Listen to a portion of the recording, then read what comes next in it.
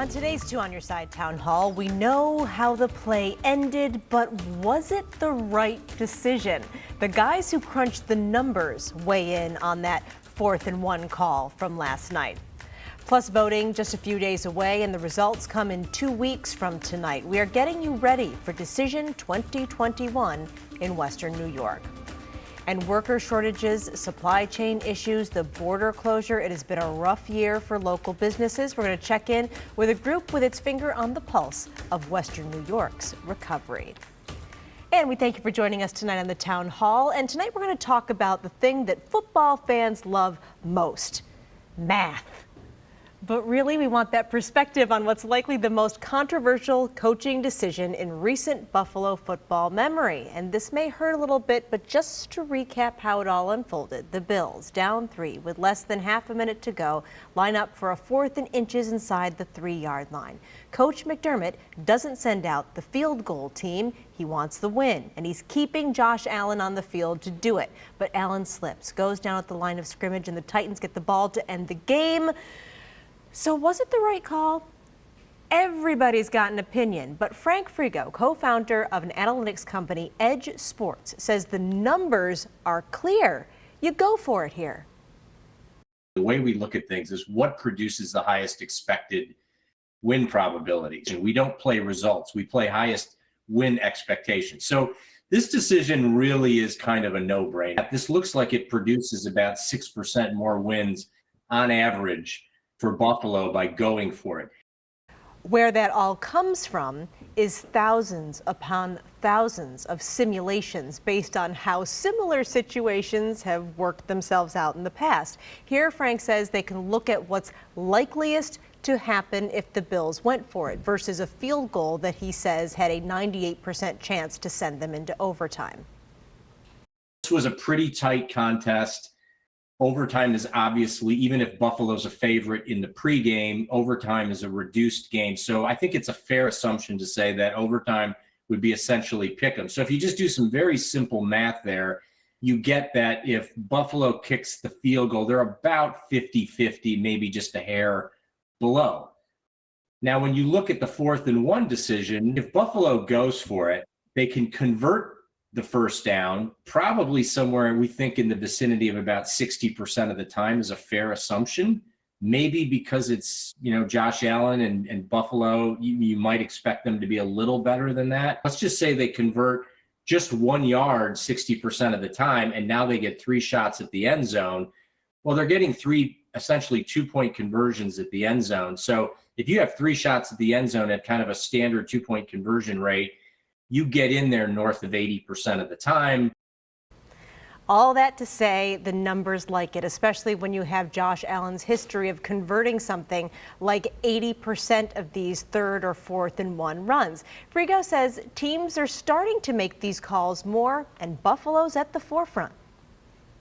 I do think teams are improving, and what they're beginning to realize, and the kinds of things that our modeling has revealed, is when you model and you're focused on just producing the most wins on average, our model does not care about the post-game press conference. It doesn't care about losing by an attractive score. All it cares about is producing more wins on average. You've got to make good decisions, and I think Buffalo is analytically very sound. They're pretty good at making these decisions. They're one of our more highly rated offenses in terms of the way we rate teams on these types of choices, and they have a very sound analytics staff.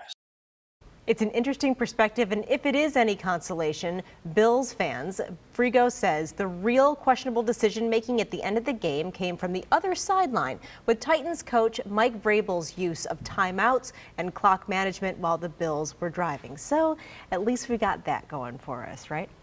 And there is more football talk ahead on NBC Nightly News tonight, too, a serious discussion about something called race norming.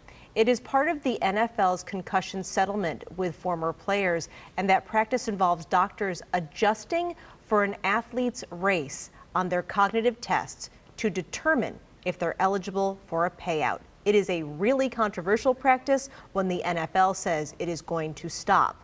But in the meantime, some players blame it for not getting settlements, like Eamon Gordon, who spoke with NBC's Stephanie Gosk.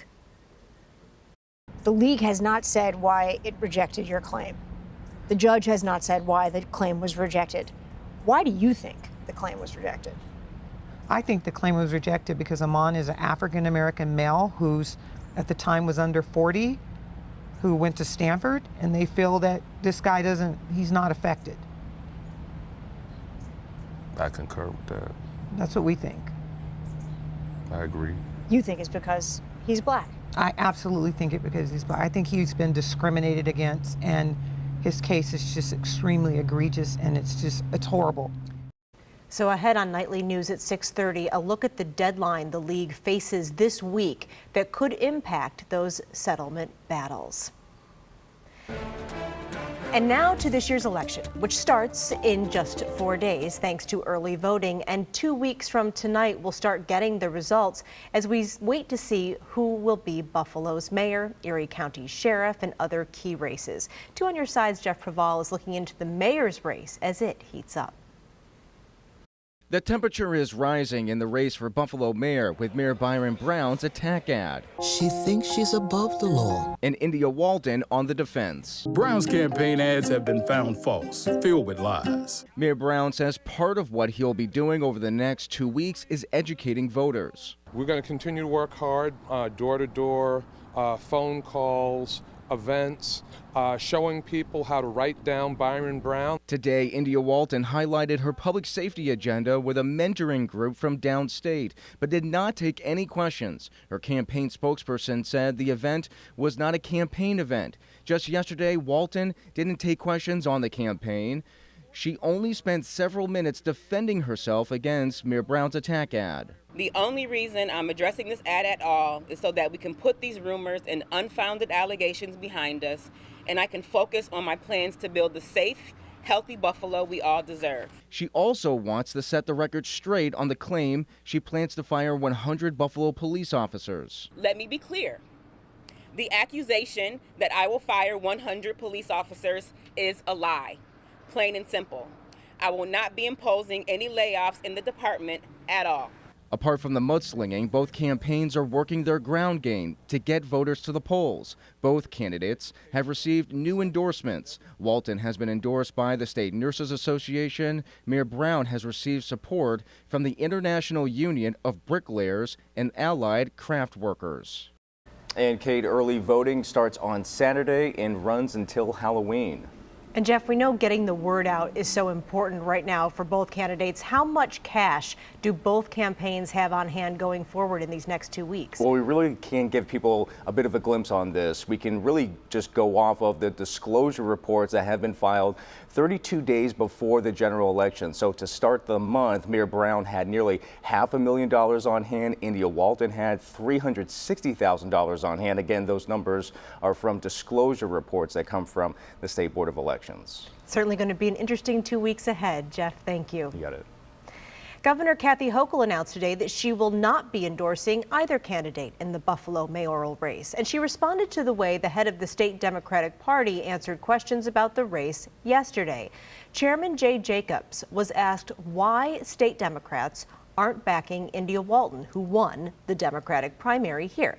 And he responded with a hypothetical about being in the same situation if KKK leader David Duke won a Democratic primary in New York. He apologized last night after some pretty widespread condemnation, which continued with the governor today, and calls to resign, which he did not. What Jay Jacobs did was wrong. It was very disturbing, clearly unacceptable, and it was hurtful. India Walton did not deserve that. But I'll tell you, I'm glad he apologized. I hope he apologizes to her personally, and that something like this does not happen again. As to why she wouldn't make an endorsement, Hochul called Buffalo a unique situation and said she's looking forward to working with whoever wins. Meanwhile, we got to look today at how things might be shaping up for the vote for governor next year. They looked at two scenarios for the Democratic primary. One, if former Governor Cuomo runs, one if he doesn't. Hochul led both races by double digits over Cuomo. Attorney General Letitia James, former New York City Mayor Bill de Blasio, and New York City public advocate Jumaane Williams. But almost a quarter of Democratic voters told Siena pollsters they're still undecided.